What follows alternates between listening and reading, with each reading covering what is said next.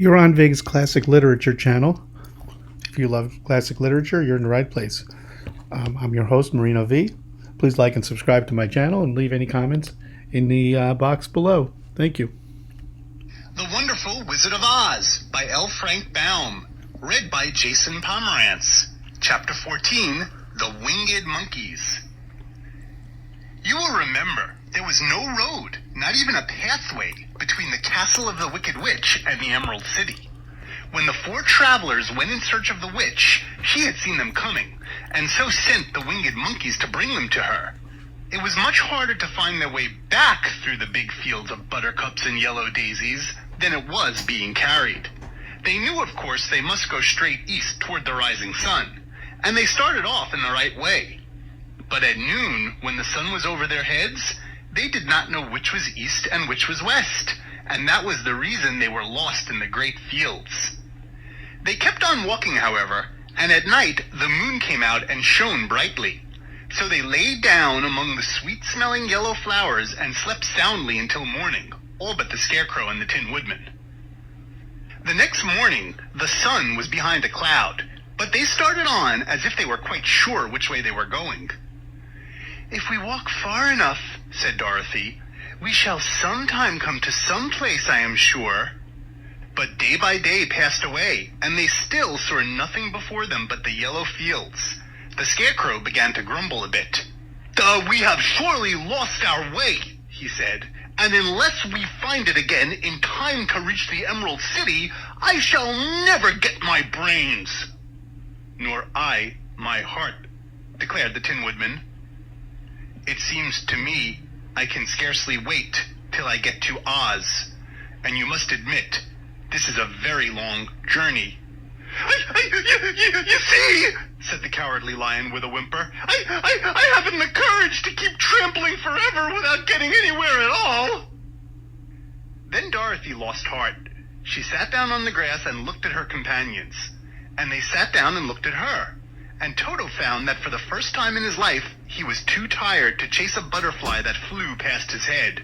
So he put out his tongue and panted and looked at Dorothy as if to ask what they should do next. "Suppose we call the field mice," she suggested. "They could probably tell us the way to the Emerald City."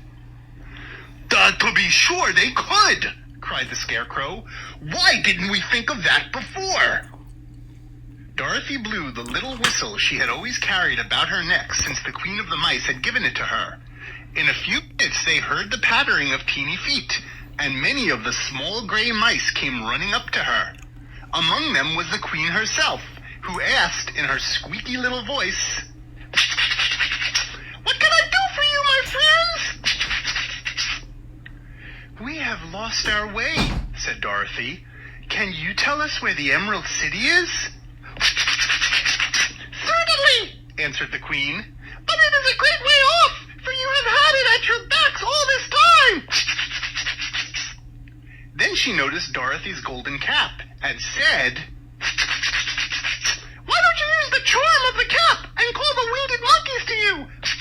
They will carry you to the city of Oz in less than an hour."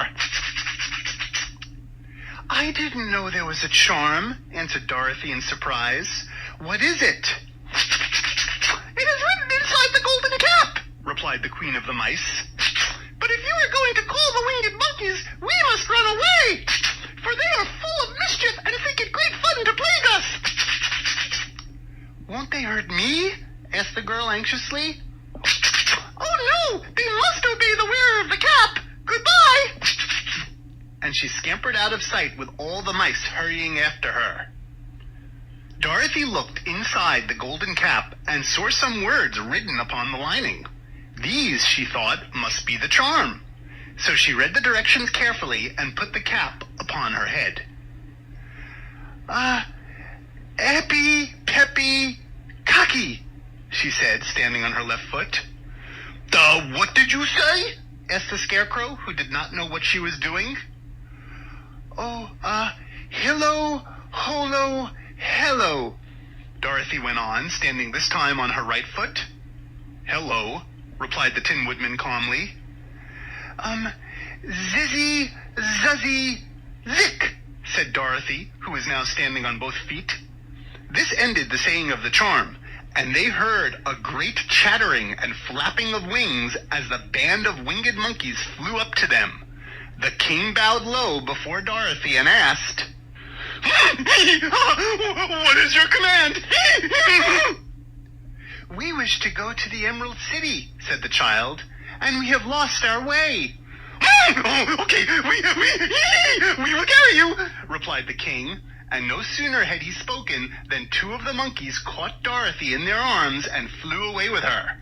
Others took the Scarecrow and the Woodman and the Lion, and one little monkey seized Toto and flew after them, although the dog tried hard to bite him. The Scarecrow and the Tin Woodman were rather frightened at first, for they remembered how badly the winged monkeys had treated them before. But they saw that no harm was intended, so they rode through the air quite cheerfully and had a fine time looking at the pretty gardens and woods far below them. Dorothy found herself riding easily between two of the biggest monkeys, one of them the king himself. They had made a chair of their hands and were careful not to hurt her. "Why do you have to obey the charm of the golden cap?" she asked. "That is a long story," answered the king with a laugh. But as we have a long journey before us, I will pass the time by telling you about it, if you wish. "I shall be glad to hear it," she replied. "Okay," began the leader. We were a free people, living happily in the great forest, flying from tree to tree, eating nuts and fruit, and doing just as we pleased without calling anybody master. Perhaps some of us were rather too full of mischief at times, flying down to pull the tails of the animals that had no wings, chasing birds, and throwing nuts at the people who walked in the forest. But we were careless and happy and full of fun, and we enjoyed every minute of the day. This was many years ago, long before Oz came out of the clouds to rule over this land. Now, there lived here then, away at the north, a beautiful princess who was also a powerful sorceress. All her magic was used to help the people, and she was never known to hurt anyone who was good. Her name was Gayelette, and she lived in a handsome palace built from great blocks of ruby. Everyone loved her, but her greatest sorrow was that she could find no one to love in return, since all the men were much too stupid and ugly to mate with one so beautiful and wise. At last, however, she found a boy who was handsome and manly and wise beyond his years. Gayelette made up her mind that when he grew to be a man, she would make him her husband. So she took him to her ruby palace and used all her magic powers to make him as strong and good and lovely as any woman could wish. When he grew to manhood, Kaylala, as he was called, was said to be the best and wisest man in all the land, while his manly beauty was so great that Gayelette loved him dearly and hastened to make everything ready for the wedding. My grandfather was at that time the king of the winged monkeys, who lived in the forest near Gayelette's palace, and the old fellow loved a joke better than a good dinner. One day, just before the wedding, my grandfather was flying with his band when he saw Kaylala walking beside the river. He was dressed in a rich costume of pink silk and purple velvet, and my grandfather thought he would see what he could do. At his word, the band flew down and seized Kaylala, carried him in their arms until they were over the middle of the river, and then dropped him in the water. "Swim out, my fine fellow," cried my grandfather, "and see if the water has spotted your clothes." Kaylala was much too wise not to swim, and he was not in the least spoiled by all his good fortune. He laughed when he came to the top of the water and swam into the shore. But when Gayelette came running out to him, she found his silks and velvet all ruined by the water. The princess was very angry, and she knew, of course, who did it. She had all the winged monkeys brought before her, and she said at first that their wings should be tied, and they should be treated as they had treated Kaylala, and dropped in the water.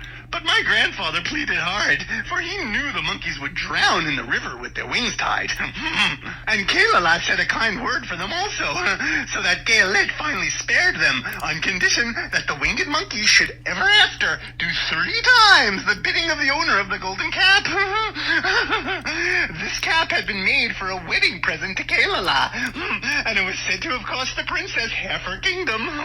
Of course, my grandfather and all the other monkeys at once agreed to the condition, and that is how it happens that we are 3 times the slaves of the owner of the golden cap, whomsoever he may be. And what became of them? Asked Dorothy, who had been greatly interested in the story. Kailala, being the first owner of the golden cap, replied the monkey, he was the first to lay his wishes upon us. As his bride could not bear the sight of us, he called us all to him in the forest after he had married her, and ordered us to always keep where she could never again set eyes on a winged monkey, which we were glad to do, for we were all afraid of her. This was all we ever had to do, until the golden cap fell into the hands of the Wicked Witch of the West, who made us enslave the Winkies, and afterward drive Oz himself out of the land of the West. Now the golden cap is yours, and 3 times you have the right to lay your wishes upon us.